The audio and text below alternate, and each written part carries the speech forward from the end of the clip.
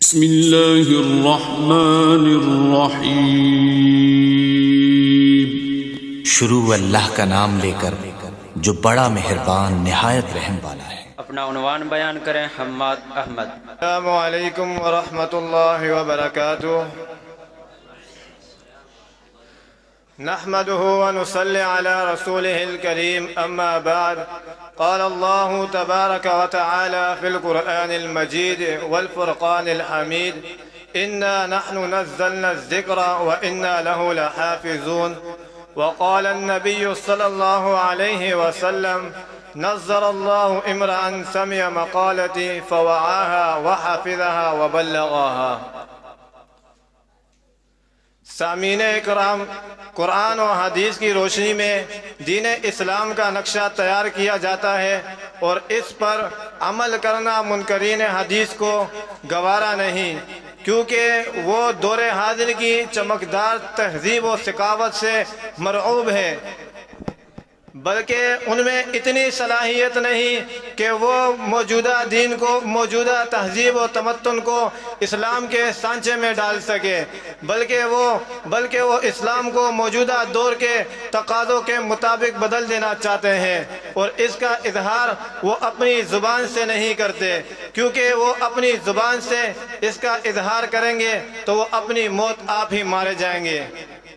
سامعین اکرام، اس لیے وہ کہتے ہیں احادیث کتابی شکل میں ایک عرصہ دراز بعد مدون ہوئی، اس سے قبل یہ سلسلہ زبانی نقل در نقل چلا آ رہا تھا، اور ظاہر ہے نقل در نقل سے الفاظ حدیث کا محفوظ رہنا محال ہے، اور الفاظ حدیث محفوظ نہیں تو معنی کیسے محفوظ رہے گا؟ سامعین کرام، ہمارے نزدیک دینی ضروریت کے اعتبار سے حدیث بھی اسی طرح سے محفوظ ہے کہ جس طرح سے قرآن محفوظ ہے۔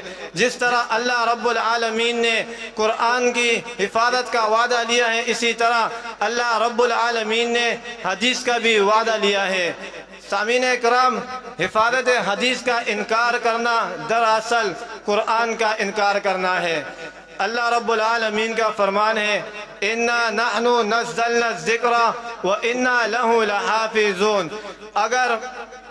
اگر حدیث قابل محفوظ نہیں تو اس بات کی کیا ضمانت ہے کہ یہ وہی قرآن ہے جو نبی علیہ السلام کے قلب اطہر پر نازل ہوا؟ سامعین کرام، اس کا دو ٹوک جواب یہی ہے کہ حدیث ہی وہ واحد ذریعہ ہے کہ جس کے ذریعے سے دنیا جہاں کے قلوب و اذہان قرآن کے علم و نور سے منور ہے۔ اگر حدیث قابل اعتبار نہیں تو یہ بات بھی سمجھ لو کہ قرآن بھی قابل اعتبار نہیں۔ سامعین اکرام، اللہ رب العالمین نے ایک دوسرے مقام پر ان دونوں کی حفاظت و اہمیت کو بیان کرتے ہوئے فرمایا: لا تحرک به لسانک لتعجل به ان علینا جمعہ وقرآنا۔ الفاظ قرآنی کے ساتھ ساتھ اللہ رب العالمین نے اس کے معنی و بیان کی حفاظت کا ذمہ بھی اٹھایا ہے۔ سامعین کرام، حفاظت حدیث کے دو طریقے ہیں، ان میں سے پہلا طریقہ یہ ہے کہ حفاظت حدیث بذریعہ حفظ۔ مسجد نبوی میں ایک مدرسہ تھا، نبوی صفہ کے نام سے ایک مدرسہ قائم تھا، وہاں پر قرآن و حدیث کی تعلیم دیا کرتے تھے۔ وہاں پر بہت 30 سے 40 صحابہ اکرام قرآن و حدیث کی تعلیم لیا کرتے تھے۔ سامعین اکرام، اللہ رب العالمین نے، نبی علیہ السلام نے اس شخص کے لیے دعا بھی فرمائی: نظر اللہ امرأ سمع منا شیئا فبلغه کما سمعه مبلغ اوعى من سامع۔ اسی طرح قبیلہ عبد قیس کا ایک وفد آپ صلی اللہ علیہ وسلم کے پاس دین احکام سیکھنے آیا۔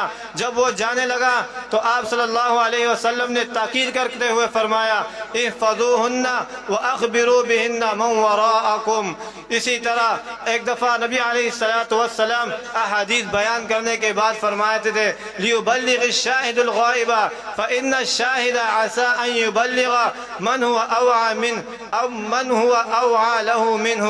اللہ رب العالمین سے دعا ہے کہ اللہ رب العالمین قرآن و حدیث پر عمل کرنے کی توفیق عطا فرمائے۔ وآخر دعوایا الحمدللہ رب العالمین۔